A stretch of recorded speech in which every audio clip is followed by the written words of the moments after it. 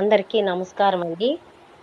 ఈరోజు మనం ఈ వీడియోలో రాగి జావా ఎలా తయారు చేసుకోవాలి అనేది ఈ వీడియోలో నేను మీకు చూపిస్తున్నానండి. రాగి పిండి తీసుకోవాలి, కొంచెం గిన్నెలో బెల్లం కూడా తీసుకొని, అదిగో చూడండి రాగి పిండి తీసుకున్నాను, కొంచెం గిన్నెలో వేసుకోవాలి. బెల్లం కూడా నలగొట్టి పెట్టుకోవాలండి. రాగి పిండిని మంచిగా చక్కగా మనం గిన్నెలో వేసుకోవాలి. మనకి సరిపడా కొంచెమే కలుపుకోవాలండి. అంటే మనం ఎన్ని గ్లాసులు కావాలన్న దాన్ని తీసుకోవాలి.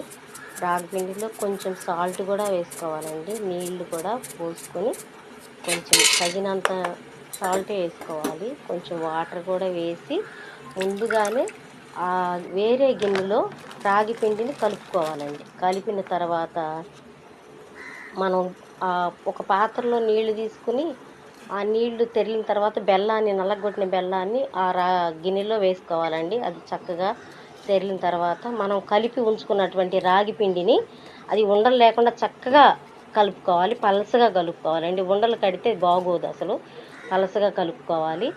కలుపుకుని చూస్తున్నాం కదా, పలసగా కలిపాను. కలిపిన తర్వాత ఇక్కడ నీళ్లు మనం మరుగుతున్నాయి కదా, బెల్లం వేసిన తర్వాత వాటిని మళ్ళీ సిమ్లో పెట్టుకోవాలండి. సిమ్లో పెట్టి చక్కగా మరిగే విధంగా మనం చూసుకుంటూ ఉండాలి.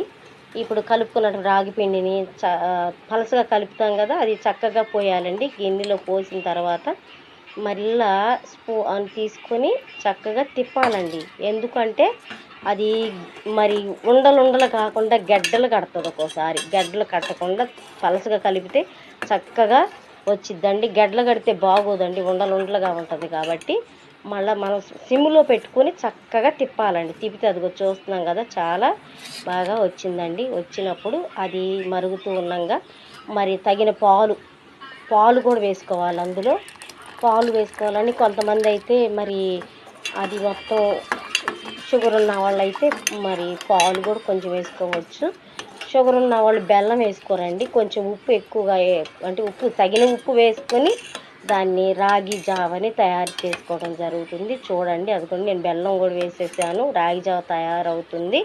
పాలు కూడా పోసేసానండి. అందులో ఒక్క యాలుకుని చక్కగా మనం నలగొట్టుకుని అది మరి పాలు పోసి తిప్పిన తర్వాత ఆ పౌడర్ను కూడా వేసుకోవాలి. ఎందుకంటే కొంచెం టేస్ట్ కోసం యాలక్కి పౌడర్ను కూడా మనం దానిలో వేసుకోవాలండి. మరలా వేసిన తర్వాత చక్కగా సిమ్లో పెట్టుకుని సన్న మంటతో తిప్పాలి, లేదంటే ఉండలు కట్టుతుందండి, గడ్డలుగా కడుతుంది, బాగోదు.